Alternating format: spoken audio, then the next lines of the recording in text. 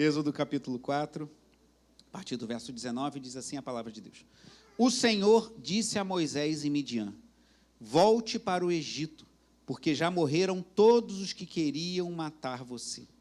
Então Moisés tomou a mulher e os filhos, fez com que montassem num jumento e voltou para a terra do Egito. Moisés levava na mão o bordão de Deus. O Senhor disse a Moisés: quando você voltar ao Egito, trate de fazer diante de Faraó todos os milagres que pus em sua mão. Mas eu vou endurecer o coração de Faraó, para que não deixe o povo ir. Diga a Faraó: assim diz o Senhor, Israel é meu filho, meu primogênito. E eu digo a você: deixe meu filho ir, para que me adore. Mas se você não quiser deixá-lo ir, eis que eu matarei seu filho, seu primogênito. Estando Moisés no caminho, numa estalagem, o Senhor o encontrou e quis matá-lo. Então Zípora pegou uma pedra afiada, cortou o prepúcio de seu filho e com ele tocou os pés de Moisés. E lhe disse: sem dúvida, você é para mim um marido de sangue. Assim o Senhor o deixou. Ela disse: marido de sangue, por causa da circuncisão. Até aqui a palavra do Senhor, oremos. Pai amado, Pai bendito, como é bom estar na Tua presença, cantarmos louvores a Ti, orarmos ao Senhor, Deus. Como foi bom aquele culto de jejum e consagração ontem também, como temos provado da Tua presença e como isso é maravilhoso, Senhor. Agora abençoa-nos nessa pregação da Tua palavra, Senhor, nessa reflexão e mensagem que o Teu Espírito Santo venha calar corações e venha falar com poder e graça, para que sejamos edificados, exortados, corrigidos no poder do Teu Santo Espírito, em nome de Jesus. Os irmãos podem sentar. Irmãos, acredito que todos tenham tomado ciência que nesses dias, acho que, se não me engano, não tem nem 2 semanas, ocorreu um acidente aéreo grave e um pouco chocante na cidade de São Paulo. Eu não sou de ficar vendo vídeo, eu falo isso para os irmãos, eu recomendo que você também não fique gastando seu tempo vendo vídeos de internet, mas acabou que esse eu assisti um trechinho da queda do avião. Todos viram o avião que caiu numa avenida lá em São Paulo? Acho que muitos. E, irmãos, é algo chocante. E assim, tem uma fileira de carros, muitos carros, que era quem viu as imagens reconhece. Muitos carros parados no sinal, e o avião vem, acho que o piloto tentou pousar na pista e não teve sucesso, o avião explodiu, começou a pegar fogo, pegou fogo no ônibus, um negócio assustador, que Deus console as famílias, porque, salvo engano, morreram 2 pessoas, o piloto e um advogado que estava no avião. Acho que em solo algumas pessoas se machucaram, não sei se vieram a falecer. Um acidente horrível, irmãos. E eu fiquei imaginando, meu Deus, imagina quem estava naquele carro. Imagina você está parado no sinal, dirigindo seu carro, ou você está no Uber, ou você está num táxi, ou você está num ônibus, parado no sinal, esperando, olhando para o sinal, e de repente pensando, esse sinal está demorando a abrir. Daqui a pouco veio um avião, que assim, era um sinal numa direção e o avião vinha na outra. E explodiu, e pegou fogo, e o ônibus pegou fogo. Um negócio assustador, irmãos. Eu fiquei olhando aquilo e falei, meu Deus, imagina se você estivesse lá. Eu acho que quem estava naqueles carros nunca ficou tão feliz em um sinal ficar vermelho, não ter aberto, porque é um negócio. E eu pensei, meu Deus, se os carros estivessem passando, teria sido uma tragédia infinitamente maior, porque o avião teria caído sobre carros, ia ser uma coisa terrível. Creio que Deus livrou de ser algo pior. Mas por que eu estou falando desse episódio marcante e que Deus console e as famílias daqueles que faleceram nessa tragédia serão consoladas pelo Espírito Santo de Deus, voltem-se para Deus, os feridos venham a se restaurar, mas porque ali aparentemente estava tudo bem. Estavam alguns homens e mulheres nos seus carros, dirigindo seus carros, parados no sinal, naquele trânsito louco lá de São Paulo, aparentemente tudo bem. Para muitos ali foi um dia normal, que saíram das suas casas, foram para o seu trabalho, de repente mães levando filhos à escola, talvez algumas pessoas no ônibus, na condução, indo para o seu trabalho, e está tudo caminhando bem, aparentemente sem alterações, diferente do Rio de Janeiro. São Paulo não é tão violento que você, às vezes, está caminhando, começa um tiroteio, você não sabe, tem que se abaixar. São Paulo, eu acho que ainda é um pouco menos violento, embora seja muito violento também. E passa um avião e cai na sua frente. Se eu falasse isso, se você não soubesse que isso aconteceu, talvez você falasse, essa história é de filme, ou de uma novela, ou de uma série. Mas aconteceu de fato. E por que eu estou trazendo essa história como a guisa de introdução para os irmãos? O que acontece no relato que lemos é muito semelhante. Estava tudo bem. Fazendo uma ilustração, Moisés estava sentado no seu carro no sinal, esperando o sinal abrir, seguindo o rumo a falar com o faraó para avisar da vinda do juízo de Deus se ele não se arrependesse. Estava tudo caminhando bem, Deus encontra Moisés na sarça, Deus fala que estava vendo a aflição do seu povo, que viria em auxílio do povo, Moisés é chamado, Moisés fala para o seu sogro Jetro que ia voltar para o Egito para falar com o faraó, não dá o detalhe para Jetro, mas fala que teria que voltar. Tudo caminhando bem, Moisés parado no sinal do seu carro e cai um avião na frente dele. Que avião é ele? Esse é o versículo 24, irmãos, que diz assim: estando Moisés no caminho, numa estalagem, o Senhor o encontrou e quis matá-lo. Que versículo chocante. Pois até o que vimos até então, estava tudo caminhando bem. E agora Deus quer matar Moisés. O que aconteceu, irmãos? O que pode ter acontecido para Moisés, no momento, estar falando com Deus, está ouvindo Deus numa sarça ardente, e agora a Bíblia fala explicitamente que o Senhor quis matá-lo. Veremos aqui que, na mensagem, que pode ter sido o próprio Moisés ou o seu filho Gerson. Mas o que aconteceu para essa mudança de cenário, para cair um avião na frente de Moisés, para fazer essa ilustração, embora muito triste esse episódio? Voltemos um pouco atrás, no capítulo 3. É o capítulo que mostra Moisés tendo um encontro com Deus na sarça. Preguei sobre isso recentemente. Se puder, depois ouça as mensagens de semana passada. Se puder, retorne à noite. À noite eu falarei sobre a resistência de Faraó em liberar o povo de Deus e como as estratégias de Faraó em resistir, em tentar conter o povo de ir adorar ao Senhor, são muito semelhantes às estratégias do Faraó dos nossos dias, de Satanás, de tentar impedir que você e eu adoremos ao nosso Deus. Mas sobre isso falarei à noite. Se puder, esteja conosco também. Êxodo capítulo 3. Deus aparece numa sarça ardente a Moisés, e aqui no versículo 7, um versículo que eu gosto muito, diz assim: então o Senhor continuou, certamente vi a aflição do meu povo que está no Egito, e ouvi o seu clamor por causa dos seus feitores, conheço o sofrimento do meu povo. Recentemente, pregando, falei desse versículo que tem 3 verbos marcantes: Deus viu a aflição, Deus ouviu o clamor, e Deus diz que conhece o sofrimento do seu povo. Então, Deus comissiona Moisés para ir lá falar com o faraó. Deus manda que Moisés, já no capítulo 4, versículo 19, o Senhor disse a Moisés, 4,19, em Midian: volte para o Egito, porque já morreram todos os que queriam matar você. Então, Moisés tomou a mulher e os filhos e fez com que montassem num jumento e voltou para a terra do Egito. Moisés levava na mão o bordão de Deus. Então, Deus apareceu para Moisés, Deus falou com Moisés, Deus deu uma ordem para Moisés, e Moisés está cumprindo a ordem, está indo lá de Midian para o Egito, cumprir aquilo que Deus tinha feito. E tem mais algo muito interessante, nós temos aqui, a partir do versículo 21, diz assim: o Senhor disse a Moisés: quando você voltar ao Egito, trate de fazer diante de Faraó todos os milagres que pus em sua mão, mas eu vou endurecer o coração de Faraó para que não deixe o povo ir. Então Deus comissionou Moisés e já falou para ele: faz todos os milagres que Deus já tinha operado diante de Moisés, opera diante de Faraó, e Deus já dá o resultado. Eu vou endurecer o coração de Faraó para que ele deixe meu povo ir. E no versículo 22, tem algo muito interessante. Eu vou deixar a curiosidade aí para quem quiser e puder ficar na nossa escola bíblica dominical, que eu vou falar sobre uma estrutura literária comum na literatura hebraica, chamada quiasmo, que ajuda você a memorizar os versículos. E falarei sobre isso na escola dominical, porque há um quiasmo nesses versículos 22 e 23, que diz assim: diga a Faraó, assim diz o Senhor, Israel é o meu filho, meu primogênito. Deus está falando assim: Israel é o meu filho primogênito. Versículo 23, eu digo a você, mandando Moisés falar a Faraó: deixe o meu filho ir para que me adore. Mas se você não quiser deixá-lo ir, eis que eu matarei seu filho, seu primogênito. Algo muito interessante, esses 2 versículos são muito profundos, falarei na escola dominical sobre isso. Mas o que Deus está falando? Israel é o meu filho, deixe ele ir para me adorar. Se você não deixar, eu vou matar o seu filho. Então, Deus manda Moisés falar isso para Faraó, está tudo caminhando bem, parece que está aqueles dias, né, como eu já falei para os irmãos, eu trabalhei muitos anos no centro do Rio, e no centro do Rio, às vezes acontece de estar um dia ensolarado, eu trabalhava em escritório, às vezes ia almoçar, estava um sol, aquele calor, e aí voltava para o escritório, ia trabalhando à tarde, quando você ia sair tudo fechado, chovendo, e você, meu Deus, o que aconteceu? Eu estou no mesmo lugar? Será que eu entrei num lugar e saí em outro? Porque você entra assim, está tudo claro, e daqui a pouco você entra no escritório e fica ali trabalhando, quando você volta, tudo fechado.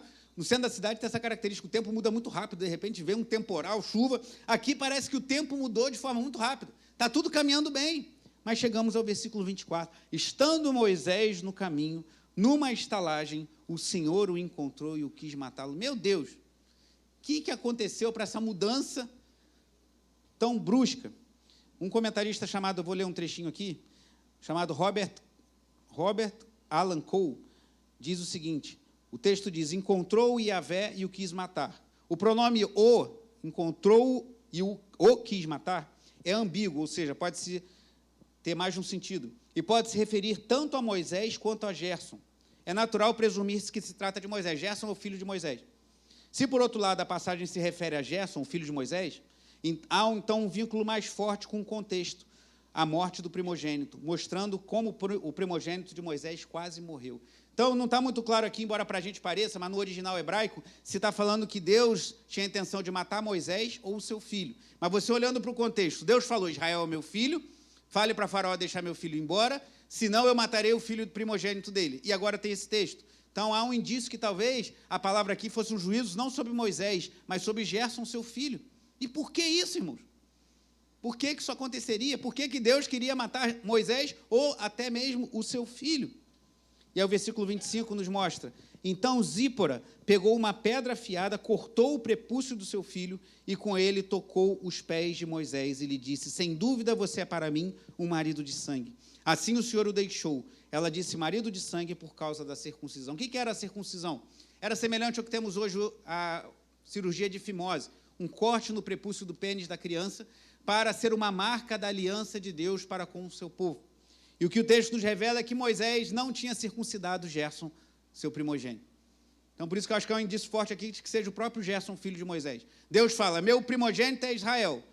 Faraó, se você não deixar meu filho me adorar, eu vou matar o seu primogênito. E Moisés, se você não circuncidar seu filho, eu vou matar seu primogênito também. Isso está estabelecido lá em Gênesis. Volte comigo em Gênesis, capítulo 17.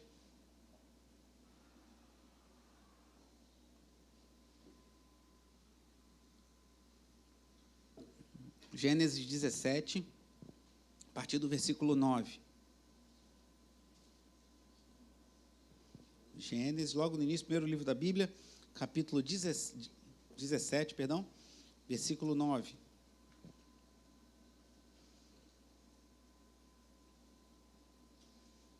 Diz assim, Gênesis 17, a partir do verso 9. Deus disse ainda a Abraão, guarde a minha aliança, você e a sua descendência, no decurso das suas gerações. Esta é a aliança, versículo 10, que vocês guardarão entre mim e vocês, e a sua descendência.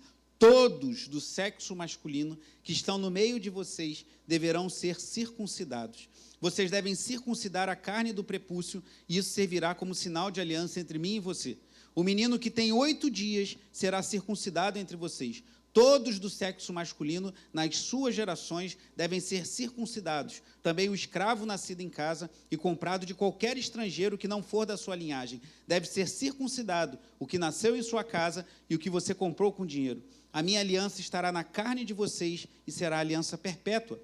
O incircunciso, que não tiver sido circuncidado na carne do prepúcio, deve ser eliminado do meio do seu povo, pois quebrou a minha aliança. Pule para o versículo 23. Naquele mesmo dia, Abraão tomou o seu filho Ismael e todos os escravos nascidos em sua casa e todos os que ele tinha comprado com seu dinheiro, todos os do sexo masculino que havia em sua casa, e circuncidou a carne do prepúcio de cada um, como Deus lhe havia ordenado. Abraão tinha 99 anos de idade quando foi circuncidado na carne de seu prepúcio. Ismael, seu filho, tinha 13 anos quando foi circuncidado na carne do seu prepúcio. Algo meio chocante. Eu creio que há um sentido aqui de ser dessa forma um pouco estranha, exótica, porque na Bíblia há um peso muito grande sobre a linhagem. Deus fala muito de descendência. E é o homem de onde vem a sua descendência, senão do seu órgão genital. Então, Deus está dando uma aliança na descendência abençoada de Abraão e manda que assim façam. E Abraão, mesmo adulto, com 99 anos, tem que passar por essa cirurgia. Meu irmão, uma palavra aos homens, louvado seja Deus, que isso não é mais válido para os dias de hoje.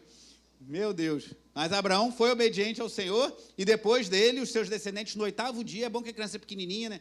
A gente nem sente ainda, passa por aquilo que seria semelhante a uma cirurgia hoje de fimose. Capítulo 21 de Gênesis ainda, antes de voltarmos a Êxodo. Gênesis 21, apenas o versículo 4.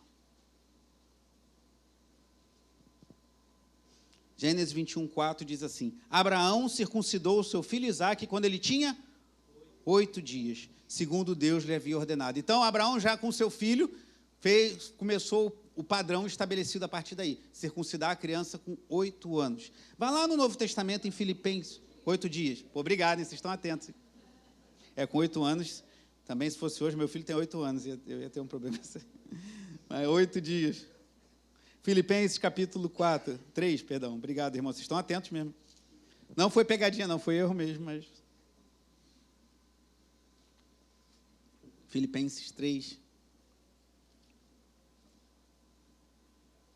A partir do versículo 2. Paulo diz assim, Filipenses 3, versículo 2. Cuidado com os cães, cuidado com os maus obreiros, cuidado com a falsa circuncisão, porque nós é que somos a circuncisão, nós que adoramos a Deus no Espírito e nos gloriamos em Cristo Jesus, em vez de confiarmos na carne. Versículo 4. É verdade que eu também poderia confiar na carne. Se alguém pensa que pode confiar na carne, eu ainda mais. Palavras do apóstolo Paulo. Fui circuncidado no 8º dia. Sou da linhagem de Israel, da tribo de Benjamim, hebreu de hebreus. Quanto à lei, eu era fariseu. Quanto ao zelo, perseguidor da igreja. Quanto à justiça que há na lei, irrepreensível.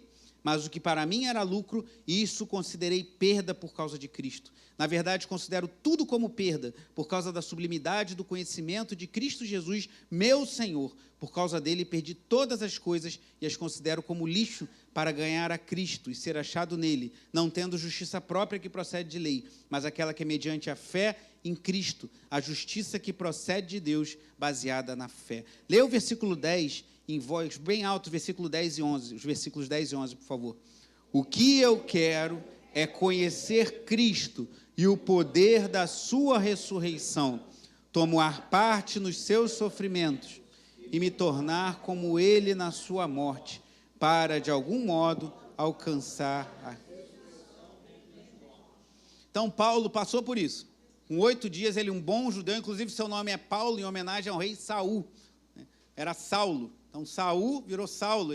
Seu nome, por ser da tribo de Benjamim, a mesma tribo do rei Saul, era Saulo. Depois Deus mudou para Paulo. Então, Paulo passou por isso, mas ele diz aqui ainda em Filipenses, como lemos no versículo 3, nós que somos a circuncisão, que adoramos a Deus no Espírito e nos gloriamos em Cristo Jesus, em vez de confiarmos na carne. Então, nós hoje, salvos por Cristo Jesus, alcançados pela graça de Cristo, lavados e remidos pelo sangue do Cordeiro, nós temos uma aliança com Deus que não é mais na carne, mas é no coração. Nosso coração foi circuncidado para adorar ao Senhor e louvado seja Deus por isso.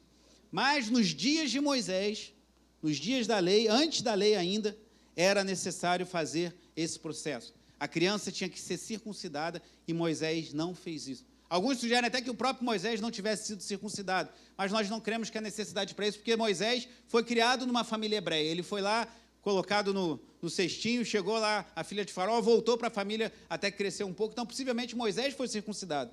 Mas o que nós entendemos é que ele não circuncidou o seu filho. Com isso em mente, vamos voltar a Êxodo 4. E ler novamente. Êxodo capítulo 4. São poucos versículos, apenas o versículo 24 em diante. Êxodo 4, 24. E aí vamos fazer algumas aplicações desse texto para nós. Estando Moisés no caminho, numa estalagem, ou seja, ele estava se dirigindo para o Egito, estava numa espécie de uma pousada, digamos assim, num lugar que ele parou. O Senhor o encontrou e vimos que ele quis matar Moisés ou seu filho Gerson. O texto não é muito claro no original hebraico. Então Zípora pegou uma pedra afiada, cortou o prepúcio de seu filho e com ele tocou os pés de Moisés e lhe disse: sem dúvida, você é para mim um marido de sangue. Assim o Senhor o deixou e ela disse: marido de sangue por causa da circuncisão. O que esse texto nos ensina? Primeiro, estamos diante dos textos mais difíceis da Bíblia. Esse texto é muito complicado porque ele não é muito claro, mas eu creio que dá para a gente tirar uma aplicação muito clara disso. Moisés, embora comissionado por Deus, embora chamado por Deus, não estava cumprindo os termos da aliança. Então, por mais que tenhamos sido chamados por Deus, por mais que estejamos na presença de Deus, por mais que tenhamos experiências com Deus, nós precisamos entender o que Deus quer. Uma aplicação muito simples. Moisés teve um encontro com Deus. Moisés ouviu a palavra de Deus. Moisés soube que Deus via a aflição do povo, ouvia o seu clamor e conhecia o seu sofrimento. Mas ainda assim, Moisés não cumpriu algo que Deus mandou fazer lá em Abraão, circuncidar o seu filho. Isso atraiu o juízo de Deus sobre Moisés. O que isso me ensina? O que isso te ensina, meu irmão? Que nós não podemos achar que por estarmos na presença de Deus, ou por fazermos as coisas para Deus, ou por termos sido comissionados para Deus para alguma obra, nós temos um desconto da parte de Deus e deixa o barco correr. Esse eu acho que é um problema muito grave da igreja evangélica atual, que a igreja evangélica brasileira, de forma em geral, lógico que eu estou generalizando, ela é muito ativista. As pessoas são motivadas a fazer muitas atividades, muita coisa. Quanto mais você faz, parece que mais pronto você está para Deus. Só que isso vai queimando as pessoas vão ficando cansadas, vai dar um burnout espiritual, sabe aquela síndrome do burnout, que a pessoa fica cansada de tanto trabalhar, de tanto estresse. Muitas pessoas estão vivendo uma espécie de burnout espiritual, de tanta comissão, tanta coisa que tem tido, e estão esgotadas espiritualmente. E o cansaço, ele é um perigo muito grande à santidade. Um dos maiores inimigos da santidade é o cansaço, creia nisso. Não à toa que Deus nos manda descansar. Porque quando a gente está cansado, a gente afrouxa os nossos padrões morais. De repente, um filme que você, mais descansado, mais alerta, mais em oração, você não veria. Quando você está cansado, só vou ver um pouquinho, estou fazendo tudo para Deus, Deus sabe do meu esforço, Deus, estou na igreja de todos os cultos, chego cedo, saio tarde, faço um monte de coisa. Esse ativismo gera em nós um sentimento, eu já bati meu cartão, já cumpri minha meta para com Deus, então agora eu estou liberado, posso pecar um pouquinho, que Deus vai me compreender. Cuidado com isso. Às vezes, por estarmos na presença de Deus, corremos um risco grande. E Moisés estava na presença de Deus, fazendo o que Deus mandou, e quase que ele ou o seu filho foram mortos. Não basta nos dispormos a fazer a obra de Deus. Lembra do que Jesus disse em João 14, 21? Aquele que me ama tem os meus mandamentos e os guarda, esse é o que me ama. Até cantamos isso num belo cântico. Aquele que tem os meus mandamentos e os guarda, esse é o que me ama. Não basta dizermos que amamos Jesus, que queremos viver para Ele, se não cumprirmos o que Ele determina. Então ele fala, aquele que tem os meus mandamentos e os guarda, esse é o que me ama. Ele não fala, aquele que diz que me ama, mesmo vivendo de qualquer jeito, está tudo certo. Não, Deus deixou padrões, Deus deixou leis para observarmos, mesmo na nova aliança, e precisamos buscar isso. E não adianta falar, mas eu sou Moisés, eu fui chamado para ir para o Egito, eu vou falar com o faraó, eu tive um encontro com Deus na sarça ardente. Nada disso livrou Moisés da ira de Deus por não estar fazendo as coisas do jeito que Deus determinou. Então, irmão, cuidado. Já caminhando para o fim, e vamos participar da ceia do Senhor daqui a pouco. Cuidado com a sua vida espiritual. Por isso que a gente precisa tanto ler a Bíblia. Por isso que a gente precisa tanto orar. Porque na oração o Espírito Santo ministra aos nossos corações quando nós estamos vacilando em alguma hora e não estamos enxergando. Quando nós não percebemos e o Espírito Santo fala ao nosso coração, abre os teus olhos para isso aqui. A palavra de Deus, ela é lâmpada, ela ilumina os nossos caminhos. Então a gente tem que ler a Bíblia. Faça um esforço, reserve tempo. Fuja dos ladrões que tentam roubar o seu tempo e leia a Bíblia. A gente tem que ler a Bíblia, tem que botar o nariz ali no livro mesmo e ler a Bíblia. De preferência, se você estiver na condução, não tiver como, de outra forma, ler no celular. Ler no celular não é pecado ler no celular, mas o celular é uma tentação. Vai entrar uma notificação, uma notícia, alguma coisa, e você vai ser tentado a se desviar. Já é tão difícil a gente se concentrar, somos uma geração tão distraída. Então, como saber a vontade de Deus? Na palavra de Deus. Leia a palavra de Deus, ore, peça ao Espírito Santo que fale ao teu coração, priorize isso, fale, Senhor, eu preciso me dedicar à oração, eu preciso me dedicar à palavra para entender a tua vontade, para não acontecer como Moisés, que estava lá fazendo o que Deus mandou, mas com uma falta, falhando algo muito sério, e Deus o encontra com disposição até mesmo de matá-lo ou matar o seu filho Gerson. Cuidado com a sua vida, meu irmão, minha irmã. Precisamos buscar conhecer a vontade de Deus, todos nós. Os diáconos, os ministros, ontem tivemos uma reunião de ministros e ministras aqui, durante a semana com os diáconos, todos nós, o pastor, o bispo, todos nós somos sujeitos às fragilidades da nossa carne. E pode ser que tenha alguma área escura, pode ser que tenha algum quarto fechado, pode ser que tenha algum filho não circuncidado, que precisamos apresentar diante do Senhor. E Moisés aqui foi salvo pela sua esposa. Curioso. O grande Moisés, o legislador, o homem que levantou o cajado e o mar vermelho se abriu, o homem que bateu na rocha e depois bateu de novo quando Deus mandou falar, ele era um homem que foi chamado por Deus para uma grande missão, um grande homem de Deus. E nessa hora a sua esposa que teve o discernimento de fazer a coisa certa. E Moisés aqui foi livre daquela situação. Esteja atento ao que pessoas próximas a você, talvez a sua esposa, o seu marido, até mesmo seu filho, podem estar abrindo os seus olhos. A esposa de Moisés foi usada por ele, Zípora, para fazer aquilo que Moisés deveria ter feito. E ficou tudo bem. E ele seguiu avante na sua missão. Cuidado. Eu creio que Deus nos dá um alerta nessa manhã, para que não façamos como Moisés, que achou que estava tudo bem, mas tinha uma pendência que ele precisava resolver, E Deus chama ele de uma forma muito dura, mas graças a Deus que ele resolve aquela pendência. Será que tem uma pendência na sua vida? Você está servindo a Deus, você está buscando ao Senhor, e talvez o Espírito Santo esteja te incomodando, ou a palavra de Deus estava abrindo os seus olhos, você precisa resolver isso. Você precisa deixar aquilo, um vício, algo que tem atraído o seu coração, tem alguma coisa que tem sido como a circuncisão de Gerson, que você precisa apresentar diante do Senhor. Faça isso essa manhã. Não espere o culto da noite, não espere o culto de terça-feira, não espere chegar na sua casa, mas ore agora nesse momento. Fale, Senhor, em nome de Jesus, que o Senhor levante Zípora para me conduzir nesse momento e que eu resolva essa situação, para que eu esteja em paz diante do Senhor. Agora, para concluir, irmãos, esse texto tem algo curioso, porque vimos aqui, e falarei ainda mais na escola dominical, Deus fala para Faraó deixar o povo ir, porque Israel é o seu primogênito, e ele mataria o primogênito de Faraó se ele não obedecesse. Isso aconteceu, você conhece a história. Mas Deus não poupou o seu filho unigênito. Ele salvou o seu filho primogênito de Israel, como diz o texto, mas ele não poupou o seu filho unigênito para nos salvar. E é o texto conhecido de João 3,16, diz que Deus amou o mundo de tal maneira que entregou o seu filho unigênito para que todo o que nele crê não pereça, mas tenha vida eterna.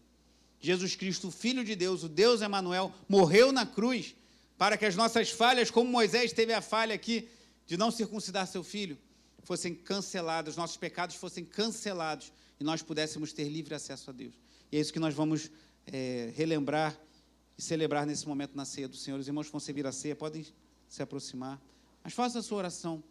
A nossa igreja recomenda que participe da ceia quem já passou pelo batismo. Nós somos credo-batistas, então recomendamos que você passe pelo batismo em idade adulta. Eu fui batizado quando criança. Nos procure para conversarmos, mas eu recomendo que você deixe passar os elementos nessa manhã. O que é necessário você rever nessa noite? O que é necessário você avaliar na sua vida? Será que tem um Gerson no seu coração que precisa ser circuncidado? Faça a sua oração, apresente sua vida a Deus.